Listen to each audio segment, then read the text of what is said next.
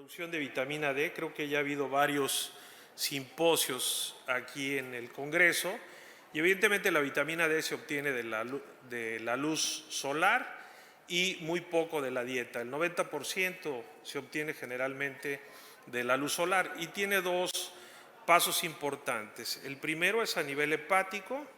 que es el que ustedes miden y el que se logra pedir cuando tú pides medición de 25-hidroxivitamina D3, justo lo que están midiendo es ese paso a nivel hepático, dado que después hay un paso a nivel renal, donde interviene otra 1,25-hidroxilasa y que finalmente va a dar el calcitriol, que es la vitamina D activa y que es la que usamos en diferentes entidades. Vean este trabajo sobre los diferentes efectos en la salud en el ser humano en general, y donde las flechas en color más fuerte es donde está la evidencia en este momento más sólida, es decir, no solamente la parte ósea, de la cual ya hablará Óscar Rosero, sino también en la parte de inmunidad. Y ya podremos discutir más adelante cuáles son los niveles apropiados que se requieren, tanto para protección, de reducción de riesgo, no solamente en la parte ósea, que deben ser niveles arriba de 30 nanogramos, sino también de lo que se ha escrito en diferentes trabajos para inmunidad, que debe ser arriba de 40, o para disminución de riesgo de cáncer de mama, que en teoría debería ser arriba de 50. De tal manera que estos son los tres puntos centrales. Dada la división que hemos hecho para la dinámica del simposio, yo me enfocaré específicamente a la parte de reproducción, hablando desde el punto de vista de obstetricia y de ginecología. Y como describió Michael Holick en este trabajo, las diferentes causas por las cuales tienes deficiencia de vitamina D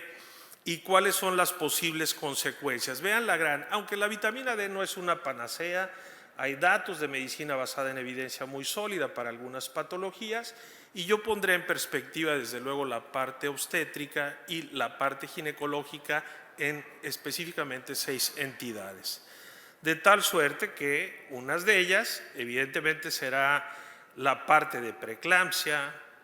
Hay estudios también a nivel de si las mujeres tienen un mayor índice de cesárea, eso puede ser cuestionable. Me parece que hay otros eventos, pero bueno, finalmente está referido aquí. Aquí tienen la clasificación que hizo la International Osteoporosis Society de cuáles son los niveles. Simplemente los tienen en nanogramos y en nanomoles, dependiendo del concepto que ustedes revisen. Casi siempre en nanogramos, y tendremos que ubicar que 30 es el punto de corte específico que buscamos para nuestras mujeres. De ahí entraré, ¿qué es lo que pasa a nivel de embarazo? Vean nuevamente los cambios y la importancia que tiene a nivel del feto y desde luego en la placenta, cómo todos estos cambios finalmente tienen una repercusión importante y que si nosotros lo describimos y lo llevamos a la parte más objetiva para la enseñanza, la concentración de 25-hidroxivitamina D en el embarazo es importante, ya que el feto depende totalmente de la madre. Es decir, si tú no tienes una buena ingesta en la paciente que acudió contigo, finalmente vas a tener repercusiones fetales, como lo vamos a ver en diferentes trabajos. Vean cómo, entonces, a través de lo largo de la vida de una mujer, tanto en la niñez como en el embarazo, en la edad adulta, en la etapa reproductiva y desde luego en la transición y particularmente en la posmenopausia, es muy importante tener este concepto. Debido al enfoque que tiene particularmente mi presentación sobre embarazo, hablaré de algunas entidades. Sabemos que en el embarazo está aumentado el receptor de vitamina D y que tiene impacto en el primero y el segundo trimestre a través de los niveles de RNA mensajero y de estas enzimas, que no es otra cosa que el citocromo P de la fracción 27 de la subfracción beta 1 y desde luego hay otro que es de la fracción 24 que presentaré más adelante. Este es el trabajo en mujeres mexicanas y llama un poco la atención. Vean en el recuadro marcado en color azul fuerte cómo las mujeres tuvieron insuficiencia 26% y deficiencia 61%, pero lo que llama más la atención todavía es que el resultado neonatal de estas 191 mujeres puérperas fue que había una deficiencia en los neonatos de 98%. Se evaluaron las diferentes estaciones del año y lo que llama la atención sobre todo es que en otoño pues fue cuando fue mayor el impacto. Ahí pensaría yo que debería ser más en invierno, que tenemos menos días de sol. Desde el punto de vista de parto pretérmino, entonces estos son los cambios enzimáticos biomoleculares por los cuales está demostrado que la vitamina D en mujeres que tienen niveles bajos, sobre todo de insuficiencia y de deficiencia, para que finalmente se pueda dar el impacto a nivel de inflamatorio de algunas citoquinas y que ahí ven todos los receptores específicos en color amarillo, particularmente este receptor que se llama receptor TOLC-like4 o TOLC parecido al 4, el receptor de proteína y el gen 88 mieloide, que son tal vez los más representativos. Para llevarlos al terreno clínico, en este trabajo se evaluaron mujeres que tenían menos de 32 semanas de gestación y que fue una muestra pequeña de 7 y el resultado final fue 20 nanogramos. En este grupo de 43 mujeres entre la semana 32 a 37 fue 34 y vean cómo cuando tienes un nivel por arriba de esta cifra ya marcada y que he dicho que el punto de corte normal es 30, pues fueron mujeres que llegaron a térmico y que fueron cerca de 500 la muestra.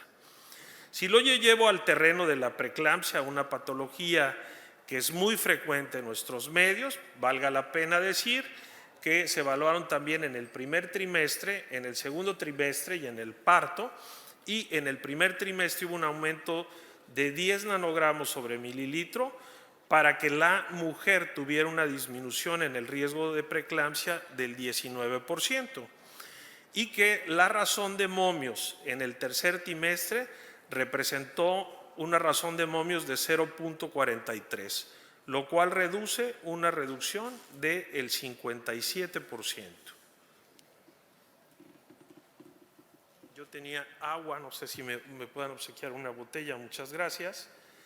Y que desde el punto de vista en general de la salud perinatal, lo más importante es el descubrimiento de los receptores de la vitamina D tanto en la placenta como en la decidua y la expresión de estos cambios enzimáticos en el citocromo P2 fracción R1 y en el citocromo 450 fracción 27 B1 y en algunos otros cambios, lo cual evidencia directamente la alteración de la homeostasis de la vitamina D.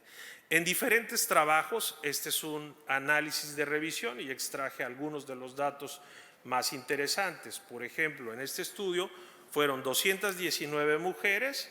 y las diferentes dosis que se usaron fueron entre 2.000 unidades y 4.000 unidades de vitamina D y la razón de momios fue de 0.66, lo cual te traduce entonces reducción de 34% menos de posibilidades. En este mismo trabajo, pero donde evaluaron mujeres de Noruega, es un grupo mucho más grande, 23.000 mujeres, y aquí usaron la dosis de 400 y de 600 unidades, es decir, un poco lo que tú haces con la vitamina D es lo que se llama un traje a la medida.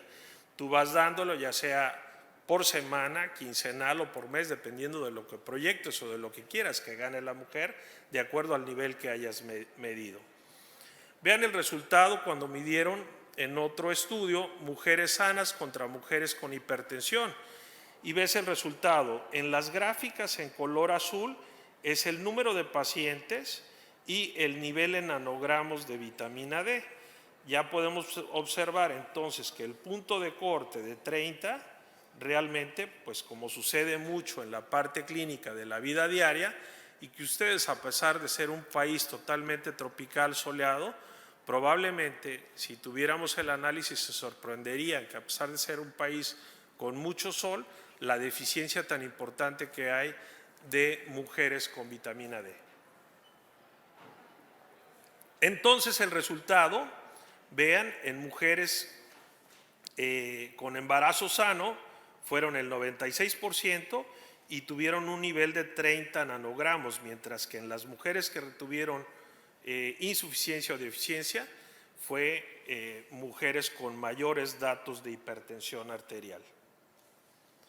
Así pues, podríamos analizar algunos otros por cuestiones de tiempo. Lo que vale la pena es que el menor riesgo evidentemente es en la semana 20, como sabemos, y aquí, por ejemplo, en este trabajo la dosis que usaron fue de 4,000. Desde el punto de vista de diabetes mellitus, la información también es contundente. En este forest plot podemos observar cómo la asociación en cerca de 10,000 mujeres evaluadas con deficiencia, en todos estuvo por arriba de la unidad en 53, es decir, 53% más de posibilidades de desarrollo de diabetes gestacional. De por sí sabemos, los que tuvieron oportunidad de estar en el curso de ginecoendocrino, donde hablamos de la parte del estado diabetogénico que representa el embarazo. Si tú le sumas a un cuidado prenatal en el cual la mujer tiene deficiencia, pues te puede dar como resultado esto. Otros estudios tratando de darle solidez fue este, del cual se extrajeron 456 mujeres totales de un estudio de cerca de 1,224 análisis. Y lo que vale la pena destacar es que no solamente en la parte de diabetes, que sabemos que tienen complicaciones como tal, pero en este en particular, vean, cuando estuvieron bien suplementadas con vitamina D, hubo menores datos de hiperbilirrubinemia,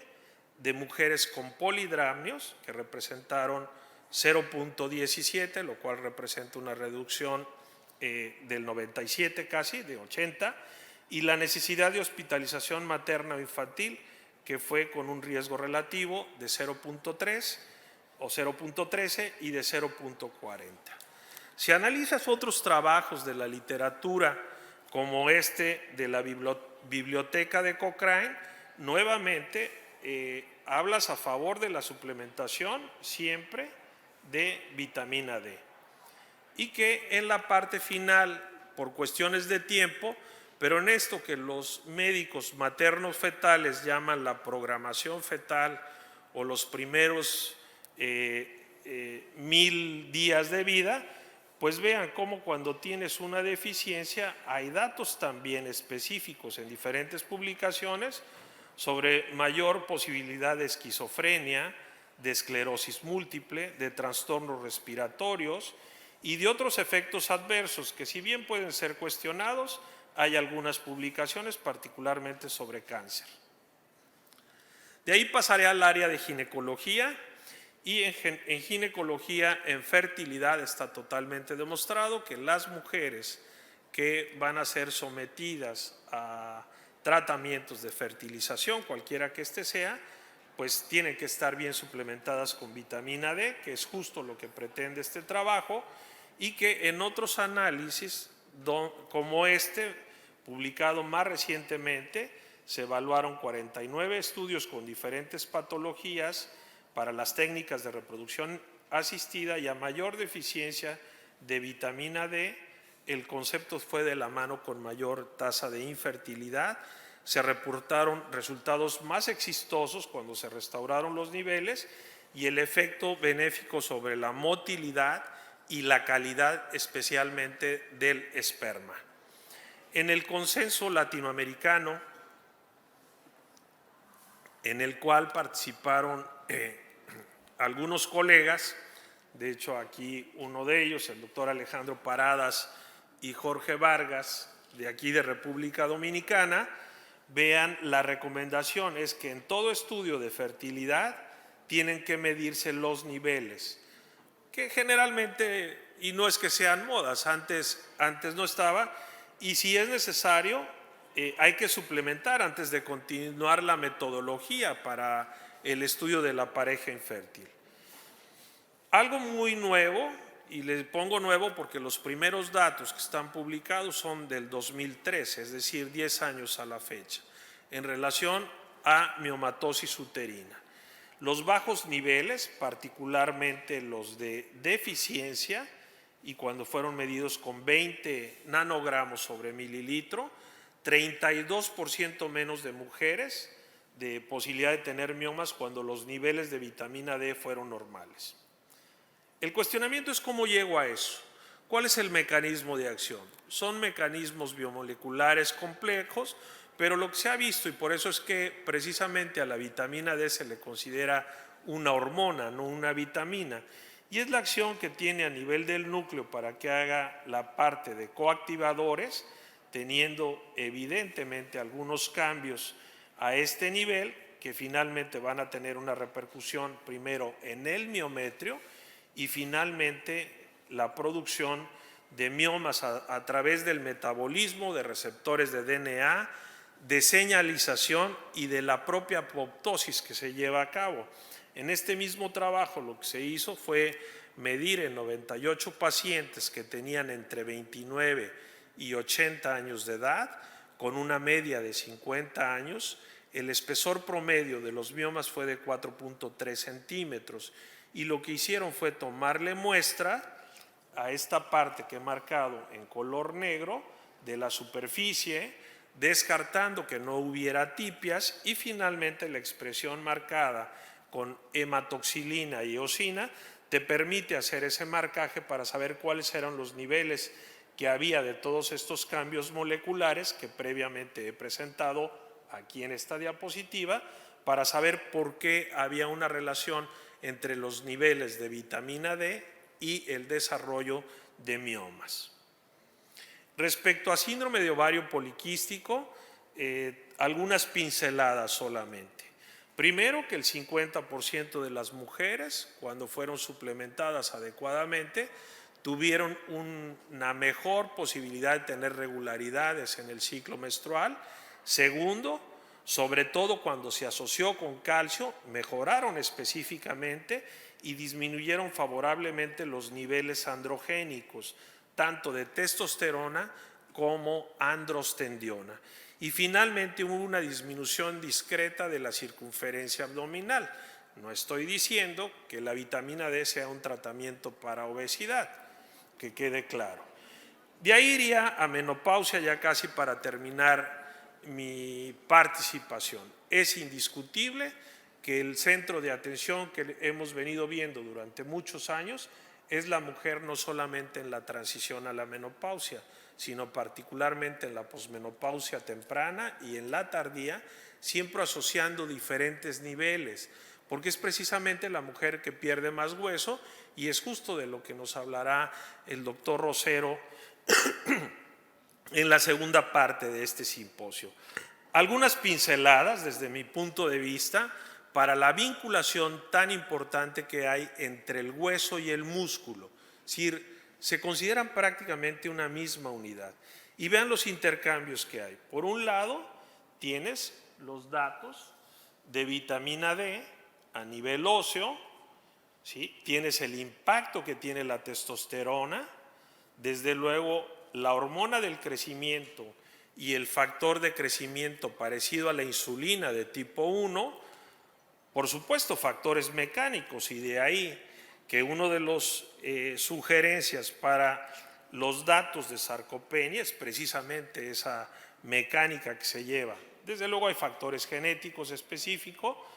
que hablar de las hormonas, los estrógenos y de el resultado final en el metabolismo de la insulina, de la leptina y de la adiponectina. De tal manera que cuando tú tienes esta compleja interacción entre el músculo y el hueso, por un lado, el hueso te lleva a la producción de algunos datos específicos como la esclerotina o la osteocalcina y que representa factores endocrinos tanto de un lado como del otro, donde tiene impacto la edad y el estrés mecánico al que tú llevas tanto el músculo y de la mano el hueso. Y por otro lado, a nivel muscular, particularmente con los factores parecidos a la insulina y las interleucinas, particularmente la interleucina 6 y la interleucina 7. De tal manera que ya casi para concluir, diría, pues hay una nueva entidad en medicina, es un nuevo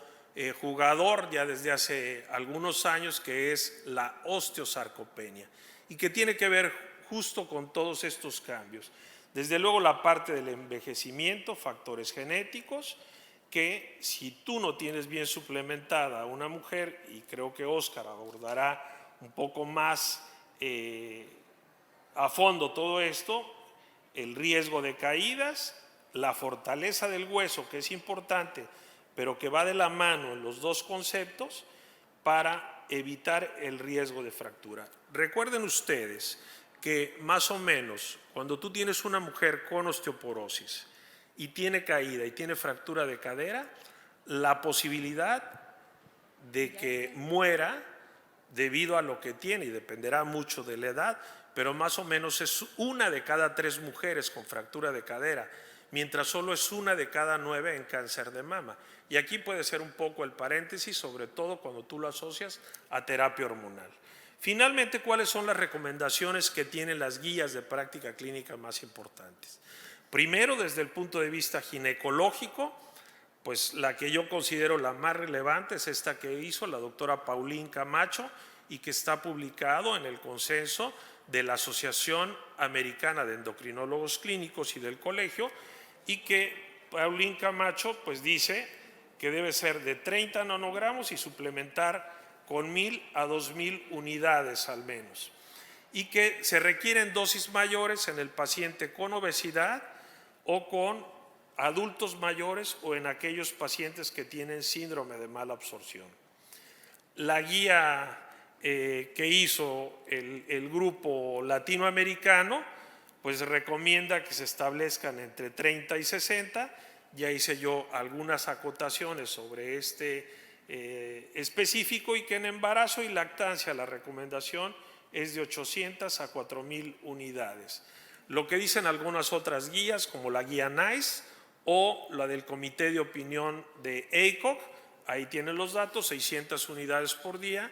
1000 a 2000 y 7000 a 14000 unidades, entre algunos otros datos. Conclusiones. La vitamina D es en realidad un verdadero sistema hormonal, de ahí que se le considera una hormona. Su déficit se ha relacionado con alteraciones de la fertilidad, con algunas patologías de la mujer gestante, altas tasas de deficiencia en la población en general y la importancia de suplementar en mujeres en general, pero especialmente aquellas que desean embarazarse y desde luego, muy importantemente, durante el embarazo.